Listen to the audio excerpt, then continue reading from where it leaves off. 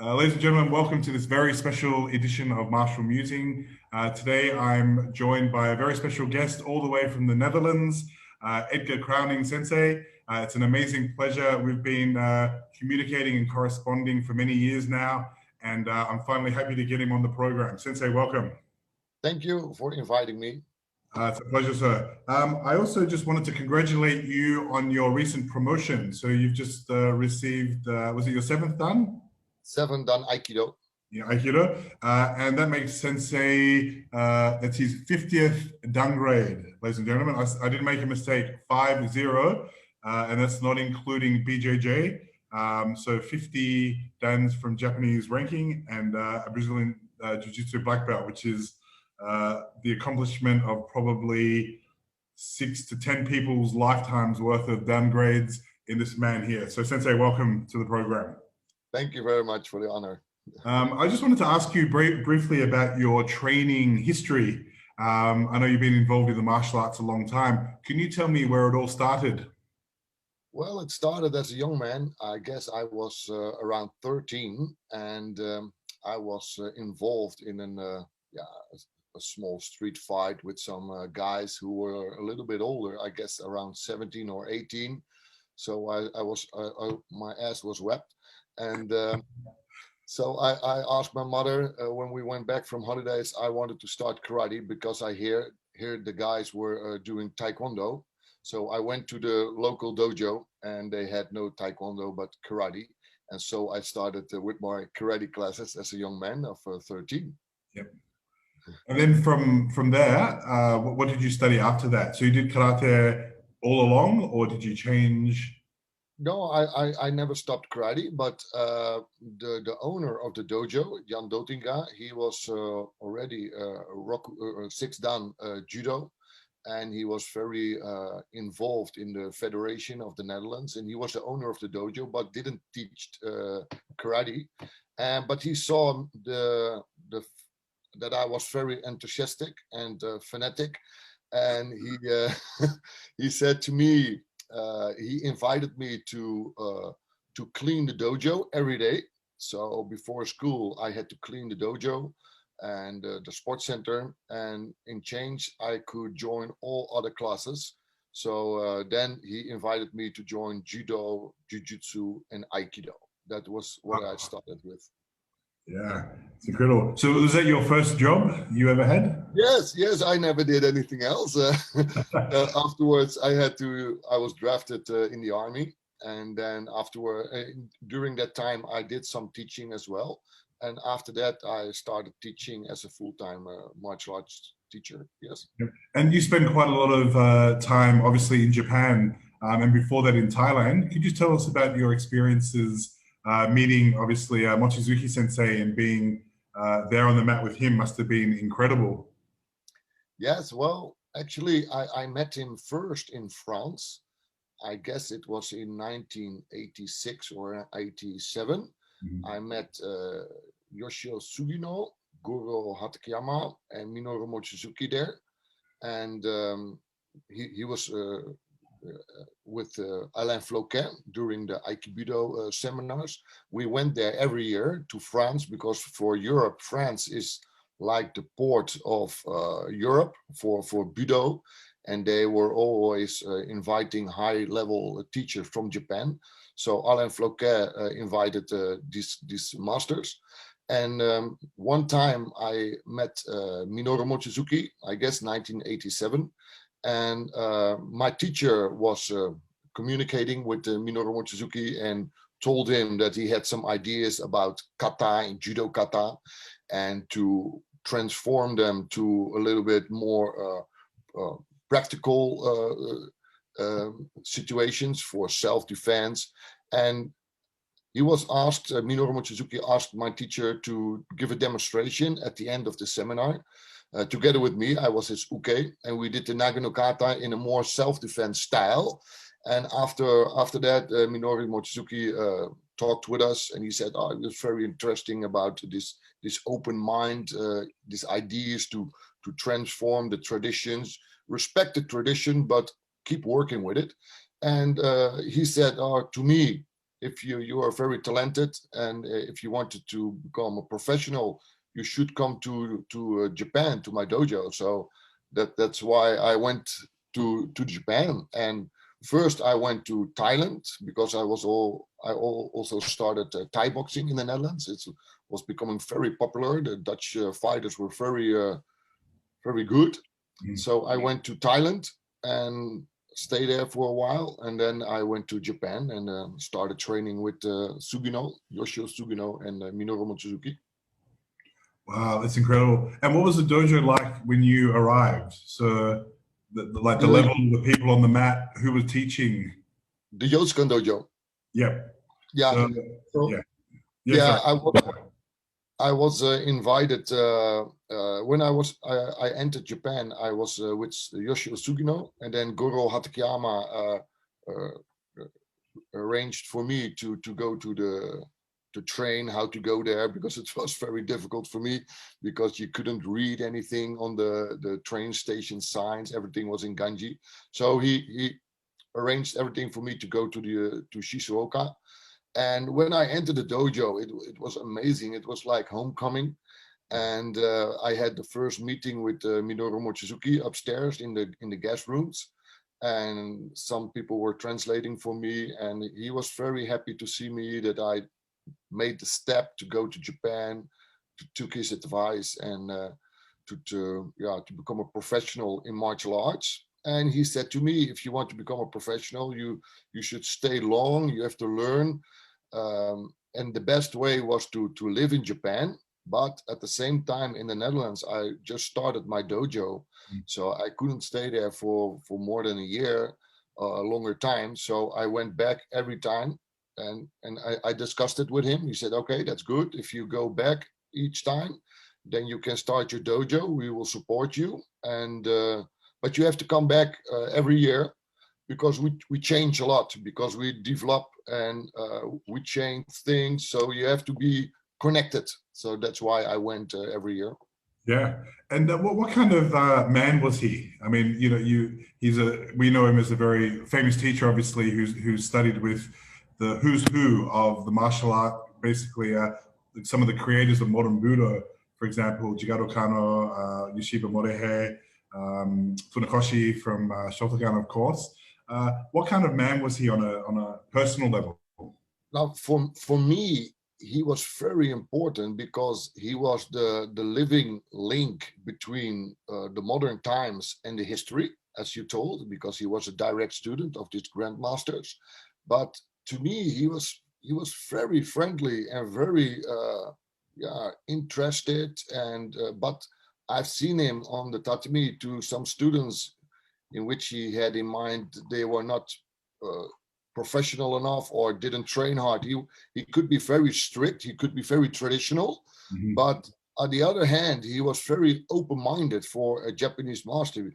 I remember when I met him first, he was sitting in the guest room. And he came, I was waiting there, and he came in. He had I was awaiting a very traditional master, like Sugino was more traditional, Yoshio Sugino, but he was very relaxed. He was very, he had a body warmer, and he had a very open, modern mind. And you could read in his presence that he has seen the world. And he know where you came from. He showed the map. Oh, the Netherlands, it's over there, and he knows about it.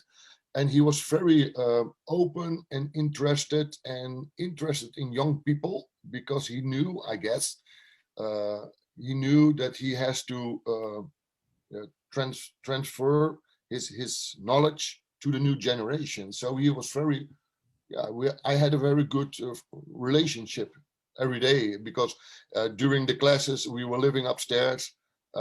He was cooking, I was cooking, and he joined, and then even there he gave advice. So it was very pleasant to have him around, to be around him. Amazing memories, and really special opportunity that a lot of people may not experience. Because I know from what I've heard about, I never had the chance to meet him, unfortunately, but in the system that I originally started with the Yoshinkan, you don't ask your teachers any questions. you know, you give a loud us, and that's it. But even when I go to Shizuoka now studying with Washizu Sensei, the culture is very different. Yeah. And he always says that Mochizuki Sensei was very, you know, please ask me questions, or and the dojo was like a laboratory where everything was experimented. If this didn't work, you use this, which I find is really, well, yeah, light years from what my background, I guess. Yeah, I've been in the Yoshikan dojo as well. Yeah. Because I trained in Kawasaki with Sugino, Yoshio Sugino, and I had some guys training there, and one was in the teacher course of the Yoshinkan dojo. Yes. So he invited me to go there one day. So I went to Shioda, and Shioda came in the building, and everybody was going down on Seiza. So I was looking around, what's happening here? And so I just joined, of course, and but it was very different as I was used with Minoru Mochizuki. But because when Minoru Mochizuki came to the dojo, we were living upstairs, and he came down the stairs, because nowadays the second building is not at the top level, is not there anymore. Yeah. And then, all right, it took some time when he came down the stairs. So when he all was almost down, we all do the ray standing, okay, show our respect. But it was very natural. It was very natural. The respect was natural. It was not so formalized, and this was the whole atmosphere in the dojo. It was very practical and natural. It was not so strict, but the respect was very high, of course. Yeah. So people were serious, but there was more. It was a little more relaxed, I guess. I don't know if that's the right word, but yeah, there was a hard working, not joking around, hard working, but respectful. Everybody was interested, and it was more countryside, I guess. I like this because, for instance, when we had a barbecue, then okay, everybody joined in. They after the class took some meat and food, and they throw down the river. If you go outside the dojo, there's the Abe River. Then they throw the barbecue inside the water to clean, and then Sensei came by and took a chair, just sit down, relax, and talk, and very natural. Yeah, it's a very amazing place, and like I regret, I guess I didn't join at that time, but just seeing it now, it's almost like a stereotypical dojo. So you have Mount Fuji, like Shizuoka is such a beautiful town, and yeah, I think a lot of people, it resonates with people when they go there. It's a very traditional dojo. It's like a museum, basically. Like you go in there, and there's a very special feeling about the place, for sure. Yeah, in the morning when we did our laundry, on the top level, if you go outside the building, then you have the side on the river, and behind the river there's Mount Fuji. Yeah. And then when the clouds were clear, you could see the Mount Fuji, and then you understand why Sensei used the Mount Fuji in his logo or in his sign. You know, it's just there. Yeah. Yeah. Yeah. Then you understand why he did it this way. Beautiful, yeah. So can you just touch on, you mentioned a very legendary teacher, Sugino Sensei. Can you just, any thoughts and memories, or even a bit of history for people watching who may not be familiar with him? I know he's a very famous teacher. Could you just let us, tell us a bit about him? Yes, Yoshio Sugino was a friend of Minoru Mochizuki. They were very good connected. And so I trained with him in Kawasaki in his dojo, and his top student and the main teacher of the dojo was Goro Hatakeyama, and I had a very good relationship with him. I stayed at his house for many times, and he assisted me. I learned a lot from both of them. And Yoshio Sugino, I slept in his dojo because he had no rooms for students, so I really slept on the tatami for a month or something like that. And then afterwards I slept with Goro Hatakeyama, but in the beginning I slept in his dojo, and he was very friendly, and but he was more strict. There was always more distance feeling, like a master student. And Mhm. with Mochizuki, it was more tight. Mhm. And I always thought about it when how does this happen? But the Katori Shinto-ryu, the sword fencing style, is also on distance. Eh? And like Aikido, you are always tied up and connected. Yeah. But in the dojo, there was also Aikido. So I also trained, but more Aikikai style. Right.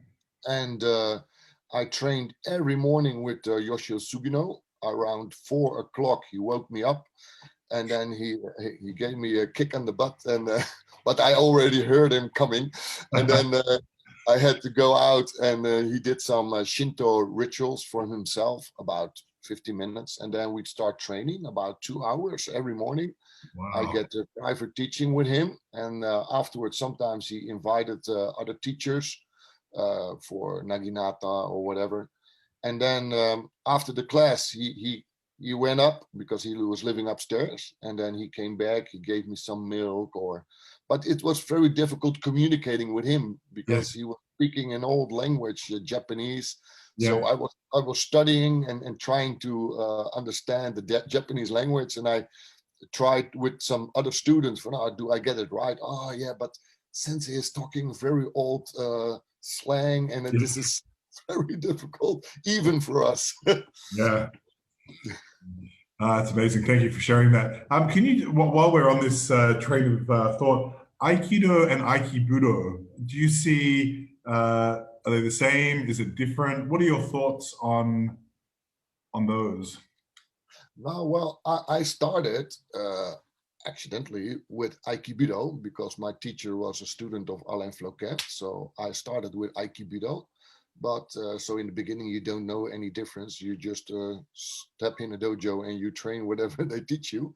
Yeah. But after I can see a bigger spectrum of what kind of styles and approaches are there.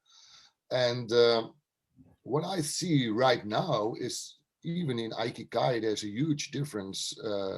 What is teaching in case of the teaching of the older students of the Aikikai, like Saito or Tamura, Sugano.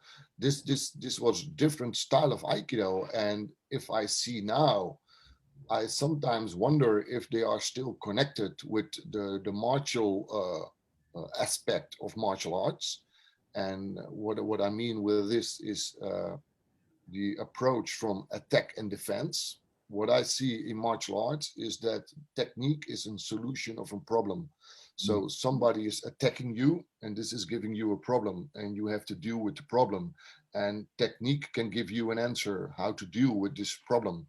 And for me, Aikibudo was always more connected to Kyoryu, like the Daito-ryu approach, real attack, real defense, but more developing, more modern mindset in the Aikibudo style.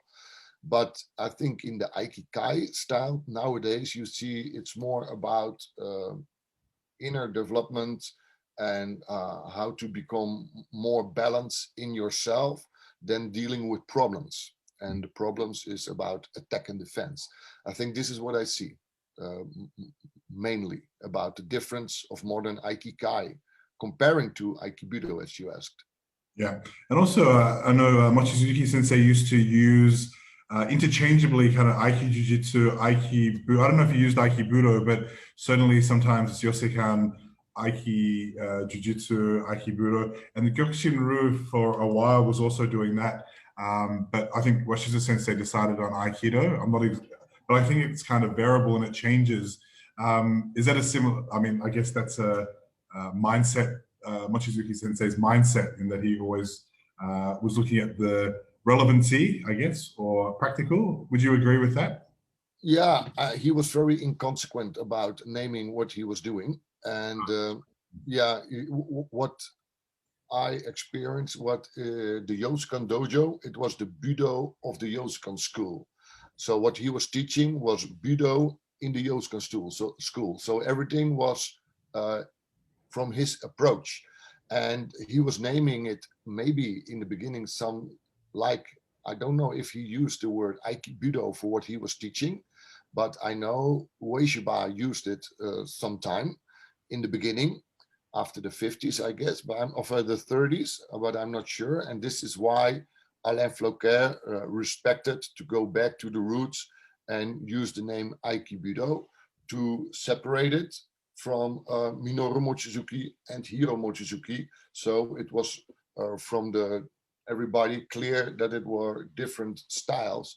But I remember when I entered the dojo, my first class in Yoseikan dojo with Minoru Mochizuki, I was supposed to do Aikido, but we were doing Kendo. And after we had to take the sword and go to the ground and do some ground fighting. So I can imagine that when people who studied Aikikai and they watch the style of Minoru Mochizuki, maybe they have some problems by naming it Aikido, because we go all the way. If you go, we go to the ground, we stand up, we take the sword, we use the sword, we throw like judo, and we use karate punches.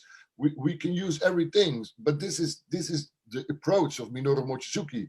Don't be restricted by borders.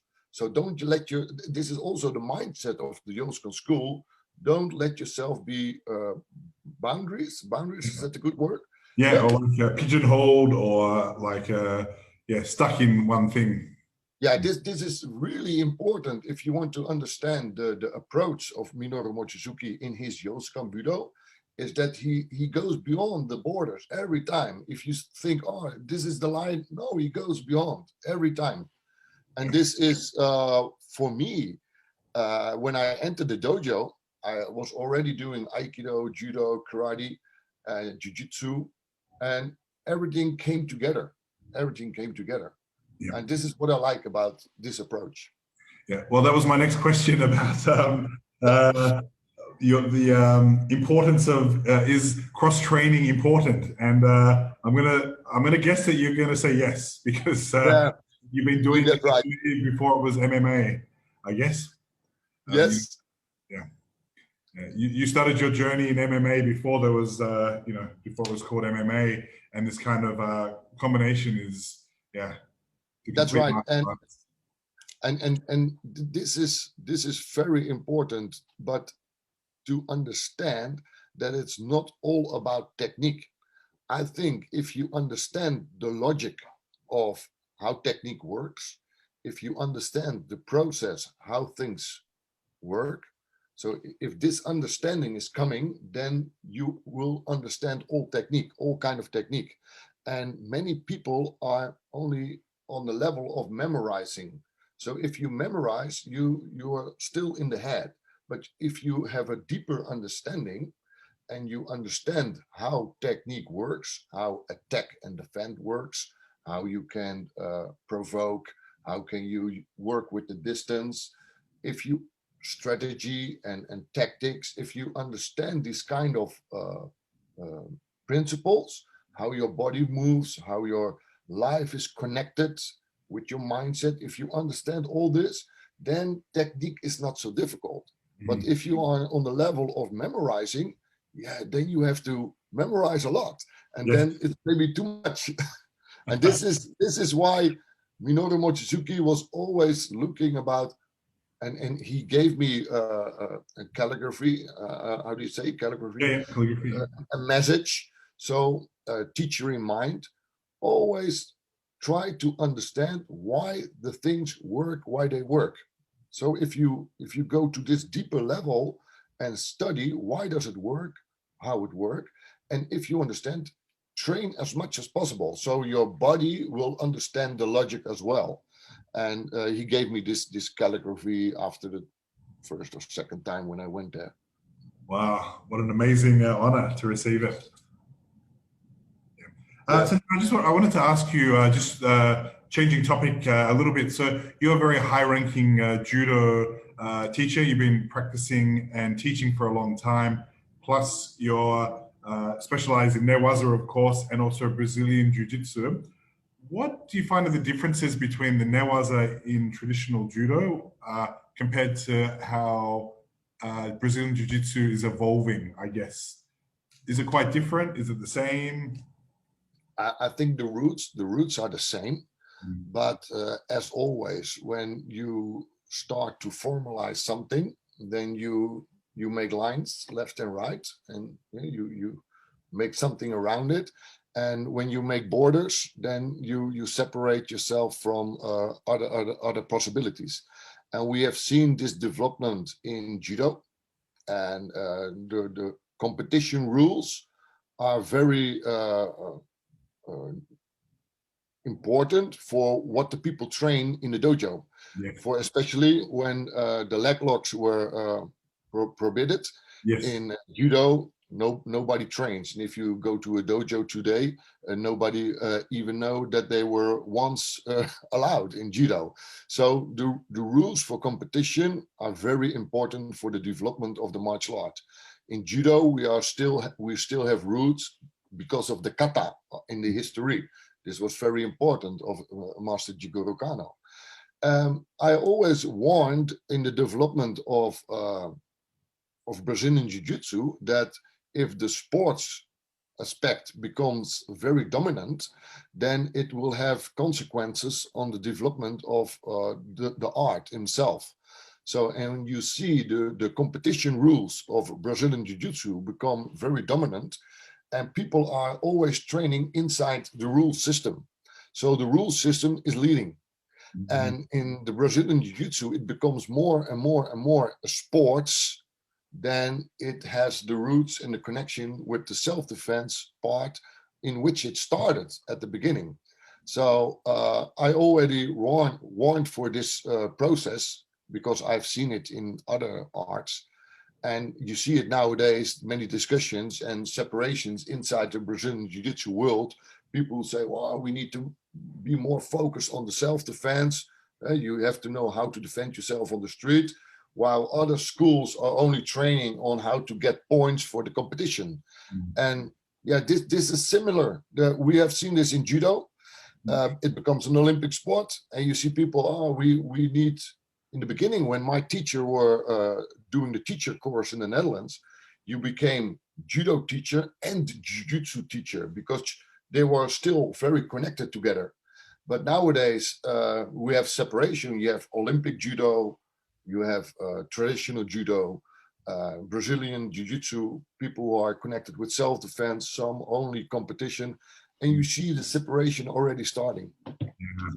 But on technical level, there's a huge difference because of the positions. The back mount position is very good position for self-defense. But in judo, Jigoro Kano changed it. He said, okay, you can only do osakomi and get a dominant position when the opponent is flat on his back.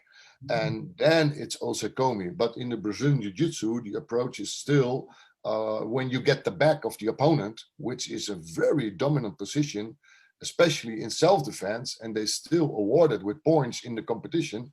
And this opens the game completely in a different approach. Yeah, it's fascinating, isn't it? Just the evolution of the different arts. So I just wanted to ask you about your new book. So I'm a fan. I've got actually more of them, but this is what I have here. I've got I'm not sure which was first. I got the Art of Jiu-Jitsu, which is absolutely an amazing read. Dynamic Budo, there's volume 1 and 2, I think. And then there's All Round Budo. I know you've written other books as well. What's your, there we go. The new one. It's Doe even rustig means take it easy. Take it easy. And it's the art of slow living. And there's a small lion on top. And I'm a lion because I am born in August. And the lion, you can imagine he's just waking up or he's going to sleep. But the lion is very connected with the nature. And sometimes I think people are not so connected with nature anymore. And he only comes in action when it's necessary. When he's hungry, he goes for the hunt. And when his belly is full, he goes to sleep. So it's very practical. He's not in the mind that much as we as humans are. So the message of this book is I bring the relation, the transformation from the lessons we learn in the martial arts, how to deal with problems, how to stay balanced under stress, how to have a good side on the situation, to be relaxed when it's raining around you, when you are in the fight, and to transfer this to daily life. And this is a very important lesson, because even during daily life, with your wife and your work, with your children, there's always movement around you. People ask all kind of things of you, and how to stay calm under the stress of daily life. And this is the lessons I learned, how I use it, how I stay balanced. And I explain my life in Japan as well, how I dealt with the masters, what I learned from them. And this was also a very important lesson from Minoru Mochizuki. He said, if you want to become an Uchi deshi, a living in student, what you learn is how you can see how the master deals in daily life with everything what comes on his path. And this is what you can see, not only the teacher dress up during class and doing the beautiful things, but also during daily life. How does he deal with that? So this is the message from this book. That's awesome. I'm working on translation with it. I was just about to ask you that. So it's not ready in English yet, right? No, David Orange, my friend, he's one of the Uchideshis I trained a lot with, and who helped me a lot in Japan. He translated the red book you showed, Yes. The Art of Jiu-Jitsu. He also wrote a preface. Yeah, that one. And David translated this one for me, and he did a wonderful job. And he offered to translate this one as well. Yeah, so he's a great man. I'd like to shout out to David Orange Sensei. I'm hoping he'll be watching this. Thank you, Sensei. He will. He will watch everything. He's a great guy. Yeah. I'm looking forward to meeting him. Sensei, can I just ask you, because that's great, because I was going to ask you about how, I know you're big on how martial arts can help you outside the dojo, but you just answered that. So thank you for that. I'm looking forward to the translation. One thing I did want to ask you is, you've been training now over 4 decades, so 40 plus years, 50? No. I don't know. I was 13. I'm becoming 52 now. Okay, it's almost 40 years. Yeah, I guess so. Yeah. What's been your motivation to continue on the path?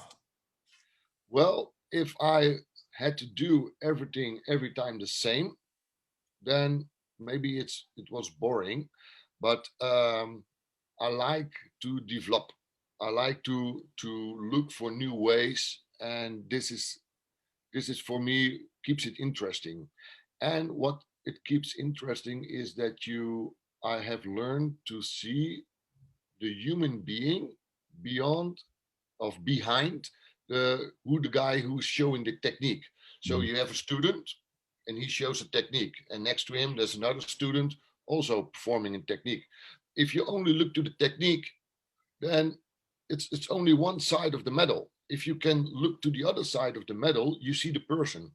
And if you can see the person, you can see his motivation, you can see maybe his drive, why he's doing what he's doing. And if you can see the behavior of the human being, if you can learn to read it, then you can see why he is doing what he is doing. And this is for me very interesting. Even if you have high-level students who want to become teacher or champion, then you can read and see the person behind the technique, and this makes teaching more interesting. Yeah, absolutely. Which leads me perfectly into my next question of the importance of mentors. So you've had some phenomenal teachers. I'm the same. I've been blessed with some great teachers that have really impacted me in more ways than they'll ever know. What do you consider the role of a mentor as a martial art teacher?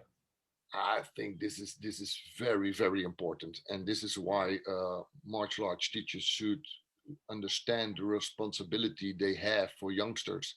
So what I told you, my teacher when I started, Jan Dotinga, he saw my motivation, yeah, and he said, okay, you go clean the dojo every day and I will support you. I have done with many students as well.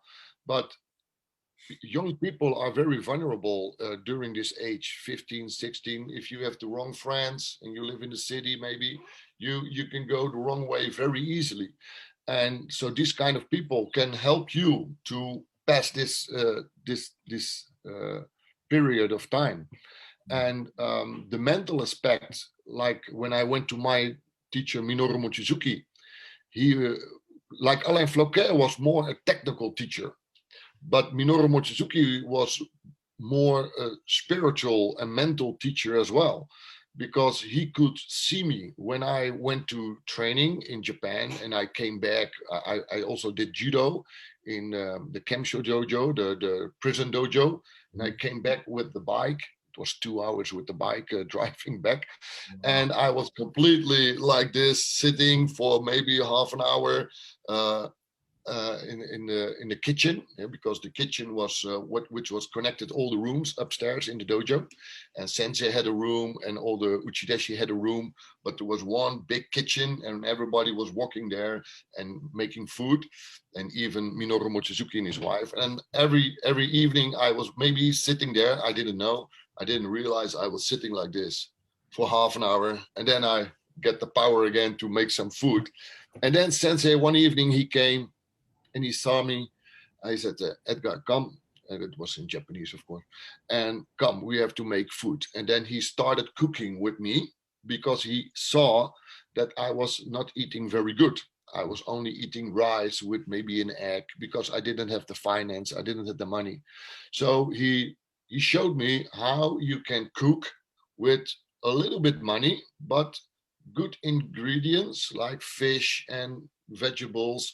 And then the next day his wife assisted me to go to the shop and buy this, buy that for very cheap and on the good market.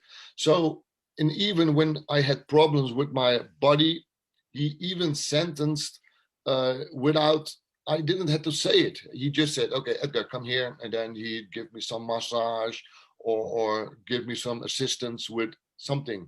So you don't have to say it because he can see it, because he can watch you on a very different level. And this is the difference for me, for an instructor, a teacher, a master, a grandmaster. This is another level. Yeah, that's a really good explanation and a way of breaking it down, actually. What I also wanted to ask you is talking about all the questions are flowing today because as we're getting older, people, at your dojo and at my dojo, people from various ages are training. As we're, as we know, 45, 55 is very different from 35 and 25. How do you how can we stay healthy, I guess, and how do we change our approach for longevity, I guess, in Budo? Well, for me, I have some young guys who did a lot of competition when they were young, and then they reach 35, approaching the 40s, but their mindset is still that they can do what they thought they did all the time. And this is a very different transfer for the people, because their mindset is, oh, I can still do it. And if they look, they think their body is still doing the same, but they are hurting themselves. So then it's my job as the teacher to help them to approach Budo on a different level. And maybe for judo, for instance, to become more interested in kata, become more interested in teaching others. And in Aikido, that's this very beautiful for Yoseikan Aikido. We also have the connection like judo with kata, Yutsuri no kata, Kentai Ichi no kata. We have many kata which are very interesting. So I try to get them more in that direction and stay out of the fighting aspect, because when you are young, you go to the struggle, you go to the physical part of martial arts, the fighting aspect of attack and defense, and how to feel it in your body. But because when you become older, you should pass that level. and use the knowledge you learned from this period to transfer it in kata or in assisting other ones. And I think this is the natural path you should walk. You can share your knowledge to the new generation. Yeah, exactly. Sensei, one question I want to ask, and you're probably one of the leading authorities in the world on Sutemiwaza. So in Aikido, it's very rare, besides the Yoseikan and now obviously the Kyokushinryu. Can you explain, firstly, for people who are unfamiliar with Sutemiwaza, what are they, how they were developed, and just any thoughts that you have on them?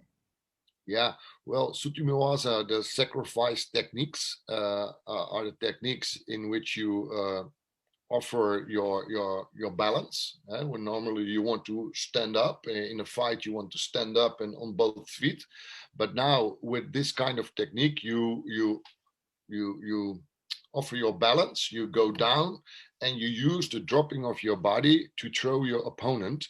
And this is sometimes it's said it's your last resource. Then you have no other option than just sacrifice your balance and throw the other one or take him to the ground.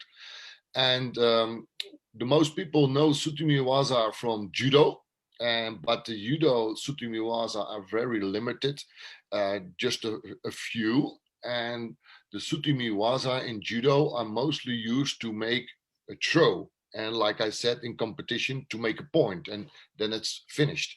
In judo, we also have the hikokomiwaza, and this is a throw in which you transfer from standing to the ground to have a dominant position in the newaza.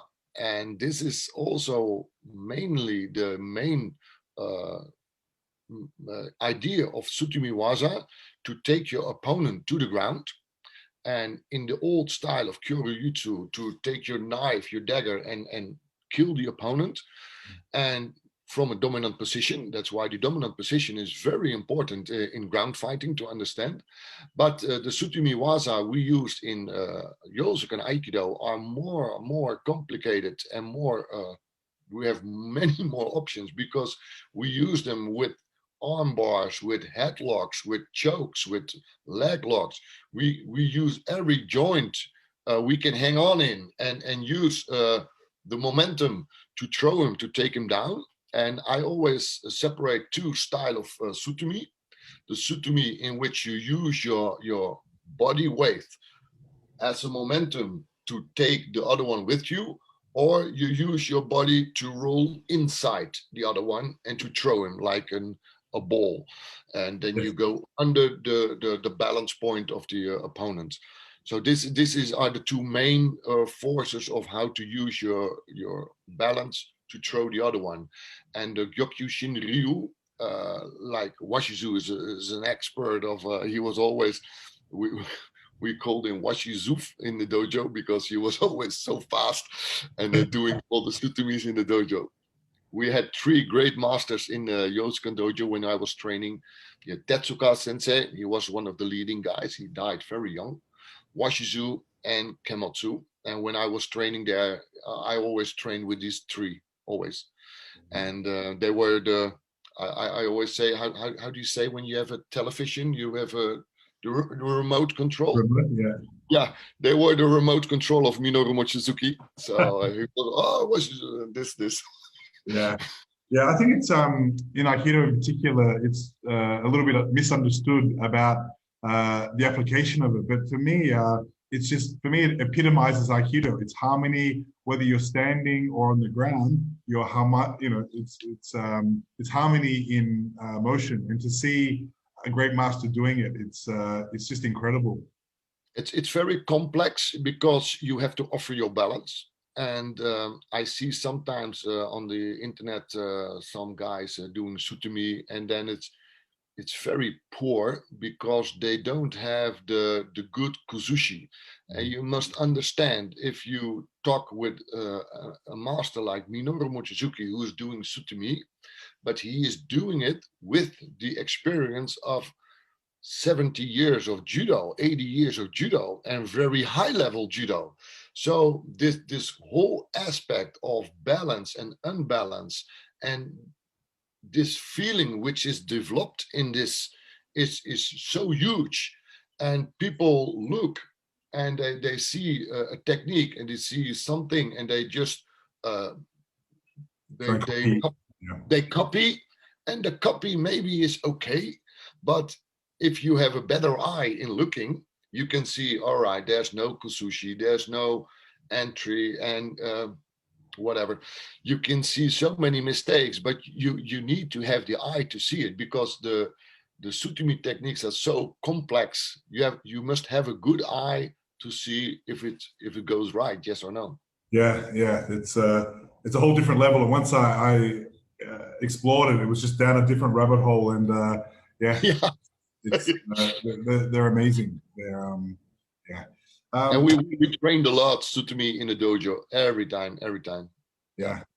yeah, yeah. Sensei, I just wanted to ask you just before we wrap up, just a question I always ask everybody is if you could have dinner or a few drinks with two or three famous people, either alive or who are passed on, who would it be?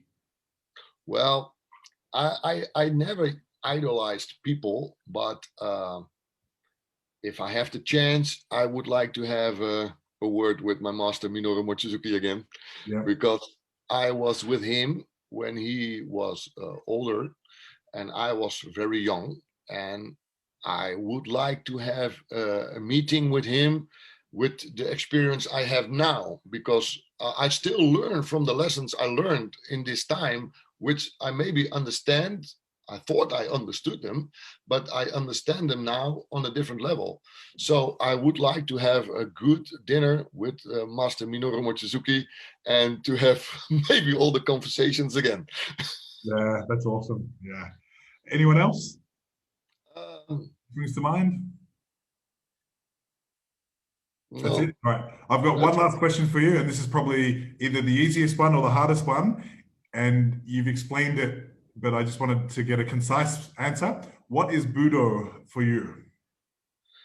Budo is, for me, it's a way of life. It's in everything what I do. I have in with my family, my wife. She's also a martial arts uh, teacher. She did a lot of competition.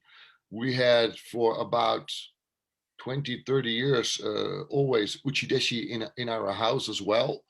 Um, I teach martial arts every day. Every day, I use it in my management training, in my daily life. So it has given me so much, how I see the world, how I deal with the change of life, even in this period, in the COVID period, how to deal with this kind of problems, how to stay balanced, how to stay focused, to be centered.